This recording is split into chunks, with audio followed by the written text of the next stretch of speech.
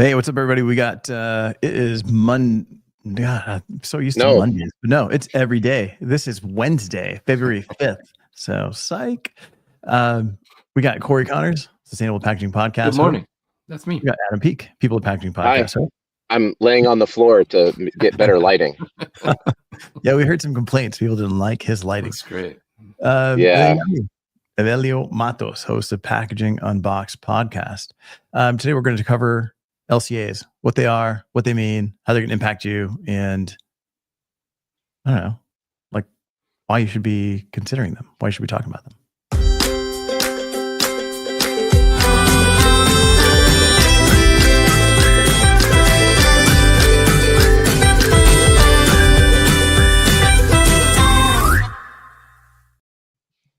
All right, so first question, what is an LCA? It stands for Layton Christian Academy. It's a school in Layton, Utah. Nope. Really good basketball team. That's my other podcast. Sorry. Cory, what in the ATCK is an LCA? Well, it's also a basketball team, but it is a life cycle analysis. Okay, and what does that mean? It's analyzing the life cycle of the analysis. It tries to take a more holistic view of the impact that the packaging is having, whether it's on, water usage, carbon, what's the recyclability. There's all sorts of different parameters, and you can have various parameters into an LCA. Excuse me, I get all emotional talking about this. We're here for you, man. We're here for you. Yeah. Okay. So let's take, for example, a box, right? A paper folding carton box. We can do an LCA. What are some of the things that we would calculate in there? The weight of the material. Weight of the board. Yep. Where's the material? Yep. Transportation costs. Is it FSC certified? What's the thickness? Does it have PCR content? That kind of stuff. Type of print. Is there metallic inks or foil? Okay. Are you going as far back as like what kind of energy was used to produce the paper? Right? Is it hydroelectric? Is it solar? Is it just, You can even look at the kind of freight. Was it on a ship? Was it on a truck?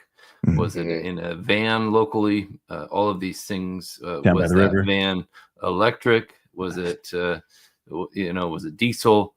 All of these thoughts, all of these inputs can be entered into the system. Okay. And then like how it's packed, how it's palletized, how it's transported and delivered. Yep. All right. And you can do that. You can do that not just for the packaging, but you can also have a bill of materials. This is at least in Compass by Triac. So you can have a full bill of materials, which has the bottle, the label, because labels are packaging, the cap, the box, the corrugated, the wood pallet, and you can have a whole configuration. And then you can run A/B analysis and say, all right, if we lightweight our folding cartons, what does this do to our overall LCA of our packaging? If we get rid of the folding carton, what happens? If we get rid of the labels or packaging, then what happens? So there's all sorts of things that you can run, labels or packaging. That's my favorite part of the LCA tool for Triac is the what if. If we did that, what would happen? If we change this, what would the effect be? So you can do that without actually doing that. And I think that cost savings is massive. Okay. And why do I want to do an LCA in the first place? To show the effects on the planet, the greenhouse gas emissions. And the cool thing about Triac is it can relate that to something that would maybe make sense to the lay person in the world. This many barrels of oil, this many miles driven. You can calculate it based on a thing that makes sense to people. Yeah, but if I'm a startup and I'm buying packaging, like why do I want to do an LCA? I would say one, because they're accessible now. It used to be really, really expensive and hard to get one, and so I think anytime you can get to the real true data, if you're going to be marketing your, if you have that as part of your overall brand strategy, then get to the data and use that data with a third party verified, software. So it's really annoying when somebody makes a claim and then nobody's really verified it and they put it on their packaging. I think you run the risk now of violating the FTC green guides. You can be, not just like social media shamed. Truth and labeling. Truth and labeling. Yeah. Yep. Yeah. So Chris Olson asks, what are the main challenges companies face when implementing LCAs for packaging? Gathering their data is the hardest part and figuring that out. And that's why we're going to Spec Summit today and tomorrow and the next day. It's to learn about how you can do that with a company like SpecRite. It's an incredible system. And I would say, can I, because I think that the real issue. Sorry, can you guys still hear me all right? Yeah. I'm in a carpet facility. The cell phone coverage isn't great. You want to share your screen? Yeah, and I have it shared, so you can pull it up. I think that, so I ran this real quick. So on the Folgers is on the right, and that's made with the Bordio product, which is fully curbside recyclable. And then the Tony's organic coffee on the left is a paper poly foil poly pouch or bag with a and so I thought, like, well, which one of these is more sustainable? Because they both have various sustainability claims.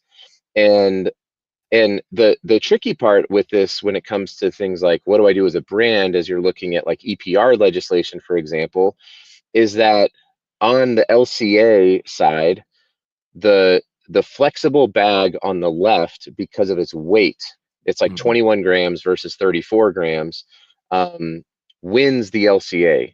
To be totally candid, paper-based products do not perform very well in basic LCAs, typically.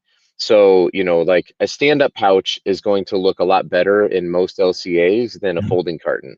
So then, but now you have EPR coming along and saying, hey, that bag that was on the left is non-recyclable, non-compostable.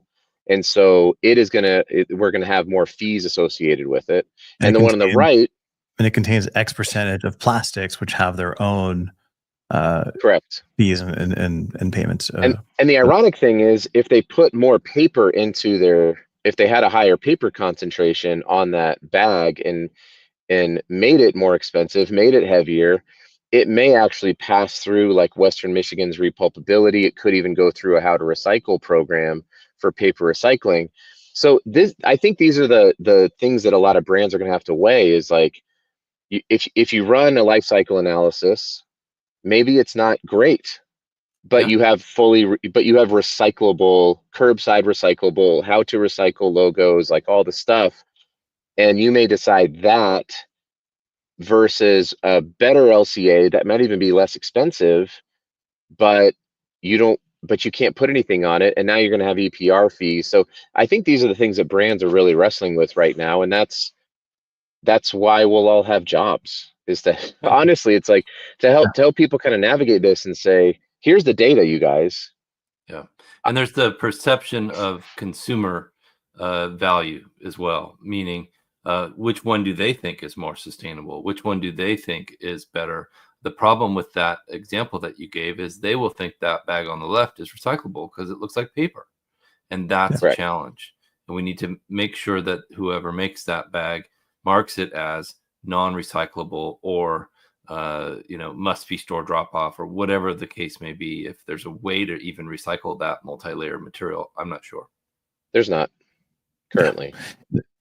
Yeah, and I think, I don't know, I feel like brands are going to focus less on sustainability at this point, because consumers are, even though every study that they do out there, like we asked, it's like, I don't know, it's like Family Feud. Like we asked 100 people on the street, like, would they be willing to pay more for sustainable packaging? And everybody's like, oh yeah, we'll pay more for sustainable packaging. And then you got companies like Shine and Temu and they're like the least sustainable. And people are paying, like people are buying that product over other products that are more sustainable.